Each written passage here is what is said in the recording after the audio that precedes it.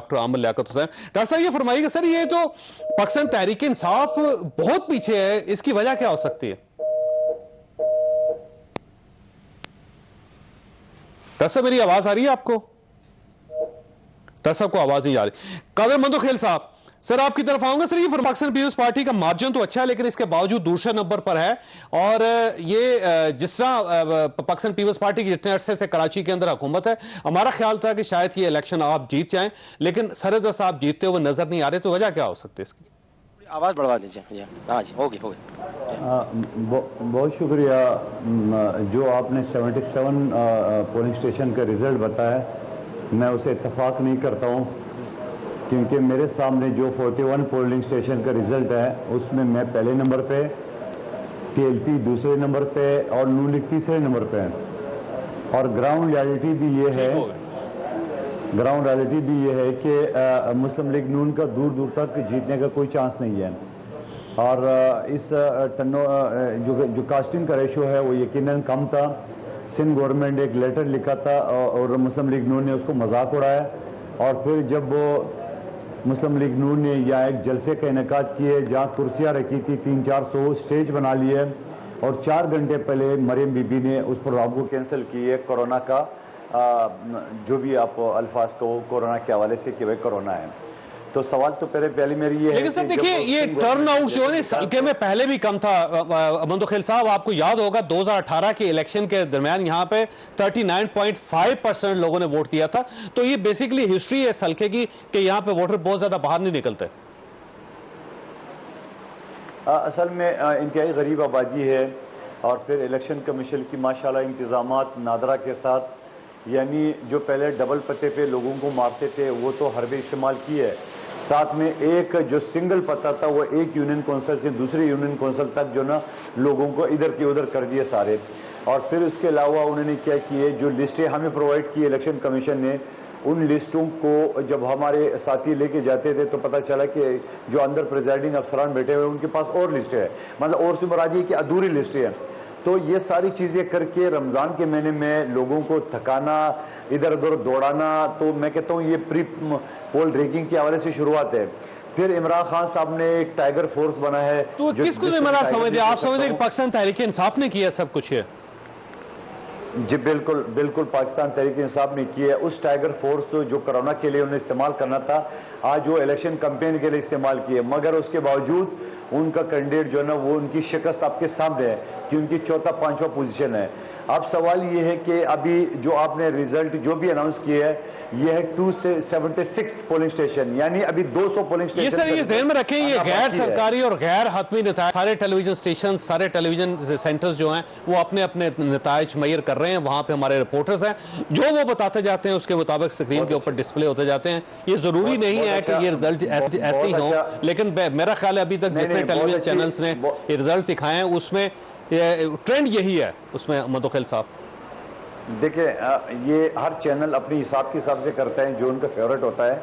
और दूसरी बात ये, मेरे सामने जो रिजल्ट है वो कुछ और है। मेरे सामने फॉर्म 45 है, मेरे सामने मेरे पोलिंग एजेंट है, वो रिजल्ट कुछ और बता रहा है, और मुख्तलिफ चैनल वो अलग रिजल्ट बता रहा है। तो मैं यकीन से कहता हूं कि मुस्लिम लीग नून तो दूसरे नंबर पे है ही नहीं, होती तीसरे नंबर पे। सर ये गैर हतमी और गैर सरकारी है मंदोखेल साहब, ये कोई हतमी नहीं है कि जिसकी बुनियाद पर हम ये फैसला कर सके। लेकिन बहरहाल तमाम चैनल जो इस वक्त तक जो रीड कर रहे हैं और जिस तरह जो कुछ बता रहे हैं उसके मुताबिक यूं ही महसूस होता है कि मिफ्ता इस्माइल साहब आगे जा रहे हैं।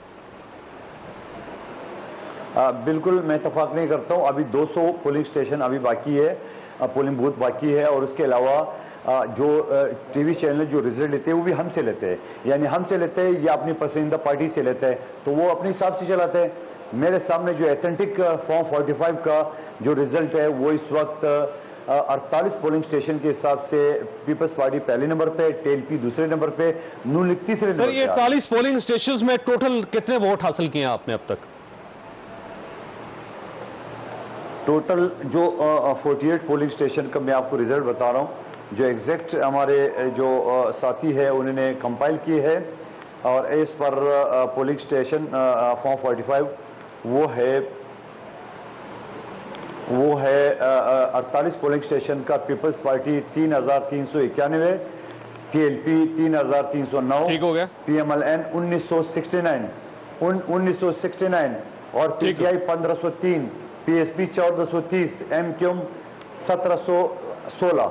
ये जो मेरे पास 48 पोलिंग स्टेशन का जो हमारी जो लोग बैठे हुए हैं, जो बिल्कुल ठीक। मेरे ख्याल रात तक आ जाएंगे मंदोखेल साहब, क्लियर हो जाएगी सूरत-ए-हाल। ऐसा ये फरमाइएगा सर, ये अगर फर्ज कर लें कि इन नताइज को मान लें जो इस वक्त तक सामने आए हैं, तो उसमें पाकिस्तान तहरीक इंसाफ बुरी तरह मार खा रही है।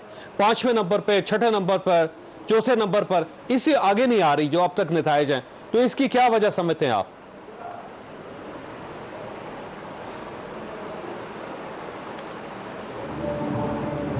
दरअसल आपको मेरी आवाज आ रही? दरअसल तक मेरी आवाज नहीं जा रही। मंदोखेल साहब ये फरमाइए सर, ये अगर फर्ज कर लेंगे पाकिस्तान पीपल्स पार्टी हार जाती है तो क्या आप नताइज को तस्लीम कर लेंगे? हवल तो इंशाल्लाह हम हारेंगे नहीं है, और उसके साथ साथ हमारे कुछ खदशात अभी से नहीं है, 2 वजह से है। क्योंकि एक दिल्ली हॉल पोलिंग स्टेशन 38 और 39 पे जो हमारे वोटर गए और पता चला कि जैसे MQM की पुरानी रवायत है, वो कह रहे आपके वोट डल चुके हैं। हमने एहतजाज भी किए है, हमने अपनी जो हमारे बड़े बेटे में सेनेटर ताज हैदर साहब, हमारी जो कमेटी है, उनको हमने इतला भी की है, और मैंने RO वगैरह जो रीजनल कमिश्नर है इलेक्शन का, उसको भी मैंने इतला करी है टाइम। नंबर 1 बात। नंबर 2 बात ये है कि डॉक्टर साहब तक मेरी आवाज आ रही है? डॉक्टर साहब आवाज आ रही है आपको? PSP के लोगों ने 10 जी डॉक्टर साहब मेरी आवाज आ रही है आपको? डॉक्टर साहब तक आवाज नहीं जा रही। केलदा साहब आपको मेरी आवाज आ रही? ओके डॉक्टर साहब ये फरमाइएगा सर, ये जो पाकिस्तान तहरीक इंसाफ बहुत पीछे है इस वक्त, इसकी क्या वजह हो सकती है?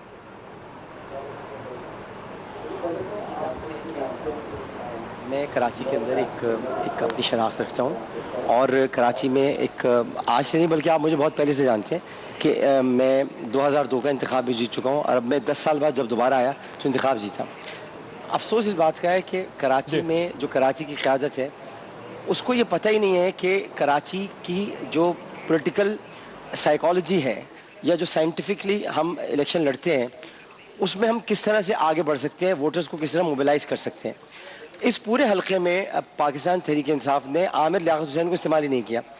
आमिर लियाकत हुसैन पूरी कराची के अंदर एक जाना पहचाना नाम है, लेकिन उसे यूज़ नहीं किया। और जो टिकट दिया गया, आप जानते हैं कि कुरान का भी हुक्म है कि वशाविरहुम फिल अम्र, यानी आप मशवरा कर लिया करें कुछ काम करने से पहले। अगर रियासत मदीना के हम दावेदार हैं तर्ज पर, तो हमें मशवरा करना चाहिए था। हमने मशवरा भी नहीं किया, और उसके बाद हमने पहले तो ये सीट छोड़ी जो कि 900 वोटों से हमने जीती थी, हमें छोड़ देनी चाहिए थी। हमने 900 वोटों से जीती थी शहबाज शरीफ साहब के मुकाबले में। अब वो जब हम जीत कर हमें पता था कि बहुत ही नज़ाकत वाली नशिस्त है, और इसको जीतना आसान नहीं होगा। जो अभी आपने टर्नओवर बताया, ये टर्नओवर हमेशा आ रहा है 35, 29, 35, 29, 36 इसी तरह रहा है, क्योंकि ये बहुत गरीब इलाका है। अब्दुल कादिर मंदोखेल साहब एक बहुत ही 40 से ऊपर कभी भी नहीं गया सर, कभी नहीं गया। और अब्दुल कादिर मंदोखेल साहब एक बहुत ही काबिल शख्स हैं, बहुत अच्छे इंसान हैं, सब कुछ है। लेकिन बुनियादी बात यह कि यहाँ पर पार्टी ने कैंडिडेट सही खड़ा नहीं किया, और यहाँ पर उस कैंडिडेट को खड़ा किया गया जिसकी कोई शनाख्त अपनी ऐसी नहीं थी कि जिसकी बुनियाद पर वो इलेक्शन जीत सके। अब ये सब कुछ इमरान खान साहब। तो आपका ख्याल ये है कि बेसिकली अगर कैंडिडेट अच्छा होता तो शायद पोजीशन बेहतर होती, लेकिन डॉक्टर साहब एक इशू ये है इस हल्के का, यहाँ पानी नहीं है लोगों के पास, और हर गवर्नमेंट में ये हल्का लोगों से पानी मांगता है, हुकूमत से पानी मांगता है, लेकिन कोई गवर्नमेंट आज तक इनको पानी प्रोवाइड नहीं कर सकी। टैंकर्स माफिया वो पूरे हल्के के अंदर जो है, वो आपका पता है उसका राज है इस पूरे हल्के के अंदर। तो पाकिस्तान तहरीक इंसाफ की गवर्नमेंट वफाक के अंदर वो पानी प्रोवाइड नहीं कर सकी, पाकिस्तान पीपल्स पार्टी की गवर्नमेंट वहां पे सिंध के अंदर वो पानी प्रोवाइड नहीं कर सकी, तो जाहिर है लोग फिर वोट भी नहीं देंगे दोनों पार्टियों को। जी वोट नहीं देंगे। एक और वजह भी है, आप जो पानी जो वजह असल है, ये पानी के करीब रहते हुए पानी नहीं पाते, क्योंकि इनके पास पानी बहुत करीब है, हब इनके करीबी है, बहुत थोड़ा सा जाए तो हब शुरू हो जाता है, समंदर के करीब है, अगर वहाँ डिसैलिनेशन प्लांट लग जाते तो आज तक पानी भी आ रहा होता। कराची में आज तक डिसैलिनेशन प्लांट नहीं लगाया गया। ये तो कराची के साथ बिलखुसूस ज्यादती है जो कि शुरू से होती आई है। और फिर MQM ने भी यहाँ कोई काम नहीं किया, किसी ने भी काम नहीं किया था। काम तहरीक इंसाफ ने किया था, लेकिन तहरीक इंसाफ ने कैंडिडेट सही नहीं किया, अपनी कारकर्दगी वहाँ पर एक मशवरा नहीं किया, लोगों को सही नहीं उतारा मैदान में, कैंपेन नहीं चलाया। वैसे डर से फरमाइएगा, अगर ये कैंडिडेट हार जाता है तो किसकी फेलियर होगा? ये क्या पाकिस्तान तहरीक इंसाफ का फेलियर होगा, या गवर्नर सिंध का फेलियर होगा, या वहां पे जो दूसरे आपके पार्टी के लोग हैं उनका फेलियर है? किसका फेलियर है? देखिए, गवर्नर सिंध तो इलेक्शन से ला ताल्लुक है, उनका तो कोई ताल्लुक नहीं है, क्योंकि वो एक ज़ाहिर की वफाकी पोजीशन पर है, उनका इससे कोई ताल्लुक लेने देने नहीं है। लेकिन कराची की तंजीम, टिकट देने में उनका बड़ा अहम किरदार था इसमें। हाँ जी हाँ, ये आप कह सकते हैं कि बिल्कुल था। इसमें मशवरा लेना चाहिए था और बहुत से लोगों से मशवरा करना चाहिए था, लेकिन उन्होंने नहीं किया। खैर, उनकी अपनी बात है, मगर इसमें कराची की तंजीम, कराची के लोग कि जिनको पता है कि आपके पास आमिर लियाकत। खेलदा साहब ये फरमाइए सर, आपको मेरी आवाज आ रही होगी। खेलदा साहब ये फरमाइए सर, ये बेसिकली आज आप वाकई जीत रहे हैं, क्योंकि लेकिन 77 जो हल्के हैं उसकी बुनियाद पर ये फैसला तो अभी नहीं हो सकता, लेकिन सरद से ऐसे महसूस हो जैसे लीड ले रहे हैं। तो इस लीड की वजह क्या हो सकती है आपकी?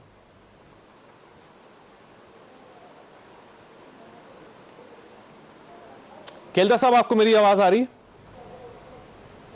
खेलदार साहब को मेरी आवाज नहीं आ रही। डॉक्टर साहब, मैं आप साथ ही रहिएगा, मुंदोखेल साहब आप भी साथ ही रहिएगा। यहां पे लेंगे छोटी सी ब्रेक, और ब्रेक के बाद दोबारा हाजिर होता हूं।